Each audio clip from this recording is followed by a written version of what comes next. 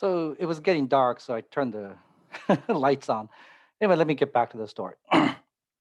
So the Ming Dynasty is formed when these rebellions against the Mongols rise, and among these rebel leaders, I should share this. Among these rebel leaders, hmm, the fellow named Zhu Yuanzhang basically gets on top. Now, Zhu Yuanzhang is going to set his capital in Nanjing, and his main goal is actually not to worry too much about the Mongols. His main goal is to restore China and the Chinese culture that was, basically destroyed under, well, not destroyed, but weakened under Mongol rule. So one of the things he does is he readopts the civil service exams and makes sure that Neo-Confucianism, a new Confucianism that emerged at the end of the Sung Dynasty, becomes the main interpretation of the civil service exams. So from this point onwards, there's no deviation on how to answer the civil service exams. It's pretty much just memorization, and it's not about government policy anymore. Now, Zhu Yuanzhang, who becomes Emperor Hongwu, is going to also issue some other policies to try to, say that we don't really care about the outside world, but we do want the outside world to recognize China as the capital, not the capital, as the preeminent power in the region. Um, and his ideas will be taken over by his son, the third emperor, Emperor Yongle, to the next level. So Emperor Yongle is basically going to say, well, my father's generation, we basically held on to China and stayed calm, but no, now that we've basically spent, 20 years recovering, now it's time to go out and actually expand our influence. So he moves the capital to Beijing after overthrowing his nephew and taking over the throne. He moves the capital to Beijing, launches a series of expedition against the Mongols to weaken Mongol power. Ultimately, he fails in that. He also launches expeditions, or they're not expeditions, the seafaring journeys, it's the best way to put it, uh, by his eunuch admiral Zheng He, who also happens to be a Muslim, to go out into the South Seas, what the Chinese would call the South Seas, and then go out across the Indian Ocean. And Zheng He in this journey will be able to make it all the way to Mecca in one of them. I think it goes like 7 journeys this way. One of the journeys, they go all the way to Africa and they bring back an African giraffe back to the capital of Beijing. So uh, the reason why this emperor and Zheng He is important is because after this, Chinese sailors will be full participants in this old world trade. So this is China's age of discovery that takes place in 1405, 1433, that expands the Chinese world and Chinese sailors going out this way. So the sailors from Egypt, the sailors from Arabia, the sailors from Persia, the sailors from India will now be joined by Chinese sailors and Southeast Asian sailors to travel the seas.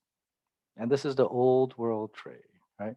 China exports silk and porcelain. Whoops. Southeast Asia exports spices such as nutmeg, mace, and cloves.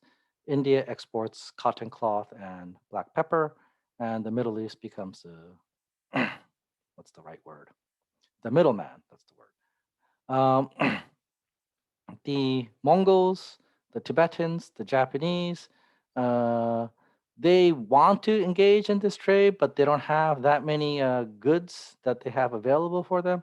So the Japanese, for example, will sell mineral products like gold, sulfur, uh, copper, silver, and weapons, armor, and swords in exchange for Chinese products and Southeast Asian and Indian products.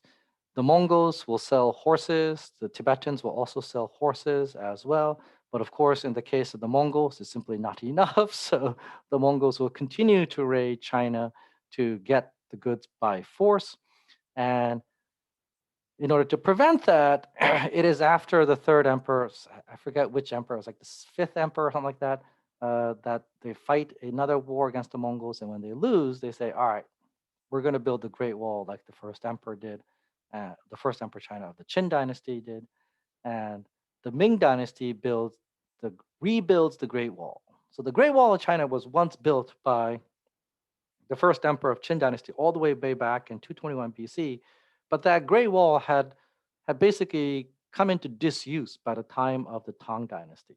And the Mongols didn't actually have to worry about the Great Wall. The Sung dynasty didn't have the Great Wall, and so the Ming dynasty had to rebuild the Great Wall. And the current Great Wall that you see, that's got made out of brick and everything, is the Ming Wall.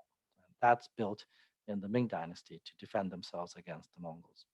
Now, the Ming dynasty isn't like isolationist. They're perfectly willing to trade. It's just that they want to trade on their terms. So, what are their terms? Well, the Chinese terms are you have to accept the supremacy of the Chinese emperor.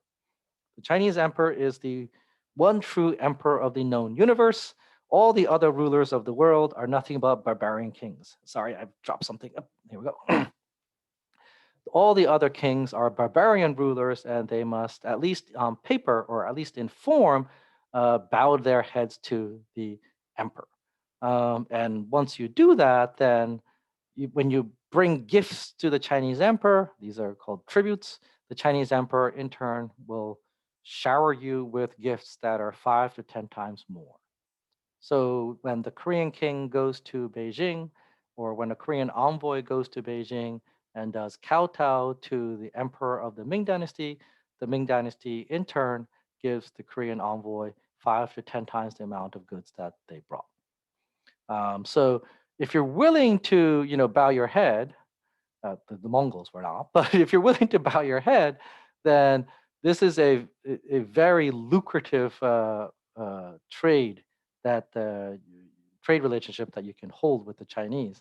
And under Emperor Yongle, the third emperor of the Ming Dynasty, 60 some odd countries would form these tribute trade relationships. Now, over time, because these official missions will cease, they will no longer send these missions, and only a few states will continue to do these tributary missions. But for those few states that will remain tributary states to the bitter end will be Korea, Vietnam, and the Ryukyu Kingdom. These three will remain the last bastions of these tributary states. Japan, for a while, is going to be a tributary state to the Ming Dynasty because of the profits that's available. But uh, Japan is going to have an internal civil war, and when Hideyoshi becomes the ruler of Japan, all semblance of that basically comes to an end. Before that, Japan was the Japanese emperor never bowed their head to the Chinese emperors. But what happens is Japan is ruled by shoguns. So the shogun, the Ashikaga shogun, is like, well, I'm a vassal to the Japanese emperor. I can be a vassal to the Chinese emperor too. So he becomes a dual vassal. That's the way they do it there. When we get to Japan, I'll talk about that more. All right. So I don't want to talk too much about the internal dynamics of the Ming Dynasty because I'm going to eventually talk about that anyway when we get to China. But I do want to talk about how, China's not isolated. A lot of people think that China is like an isolated country that, doesn't want anything to do with the outside world. That's not the case. They're fully willing to trade with the outside world. It's just that they want to trade on their terms. That's the key thing that I want people to understand. Um, and there were always missions coming out of China to other parts of the world. If you go back to like Tang times, there's all these Chinese Buddhist monks that leave China to try to go to India and back, and they take routes this way and this way to get to India and back. Um, but yeah, what was I going to say? Oh yeah, the trade relationship. But the trade relationship is primarily private in nature. It's not public. It's not the government, and I think that's what basically confuses people to make people think that the Chinese mentality is to be isolationist. It's not, because if it was isolationist, then you wouldn't have Chinatowns all over the world, right? Um, After Zheng He's journeys, you're going to see lots of Chinatowns spread all over Southeast Asia. And in the 19th century, you're going to see Chinatown spread all over the world, and that's because in terms of the private sphere, the Chinese merchants are more than willing to go out and trade. Uh, Now, the Mongols do retreat from China, but I want you to note that the Mongols basically control all this territory still. And if you consider Tamerlane to be a successor to the Mongols, and some do, then the Mongols still control all of this, which is a vast territory. And you can make the argument that this Tibetan part is actually under the Mongol suzerainty, not under Ming suzerainty.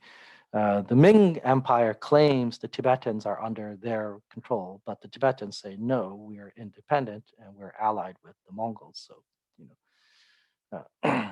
I think this map is China-centered because it's all about Zheng He's journeys. So there you go. All right, so periodizations. Because it's so long, it's really hard to do, the old, middle, and new divide. Some people have tried. One way they have tried is to do it through the governments, and they go from ancient China, where you go from Shang to Zhou, and then you do imperial China from Qin to Qing, and you do modern China from 1911 to the present. A lot of people are like, that's not modern, 1911. That's 20th century. It's modern, but what happened to early modern? People complain about that one. So that one is sometimes used, but it's more of a political divide where you have, ancient China where you have kings, imperial China where you have emperors, and you have modern China where it's no longer an empire. Another way to divide it is to go with ancient China, where you do Shang to Zhou, that's the same. But then you do classical China from Qin to the period of division. And then you do medieval China from Sui and Tang dynasty to the Mid-Ming dynasty up until the single whip tax of 1580. And then you do modern China from the single whip tax to the PRC, where early modern will be from the Mid-Ming of the single whip tax to the Opium War, and modern China would be from the Opium War to the present, 1839. I tend to go with this. But people's mileage vary. People have lots of different ways to periodize China. This is just one way, is all I would say here. All right, so this is the addendum. I sort of ended the previous video sort of abruptly because the lights went dark. So just watch this at the end, and that's it for now. All right, I'll see you guys in the next video. It will be Japan, which will be Japan. All right, take it easy.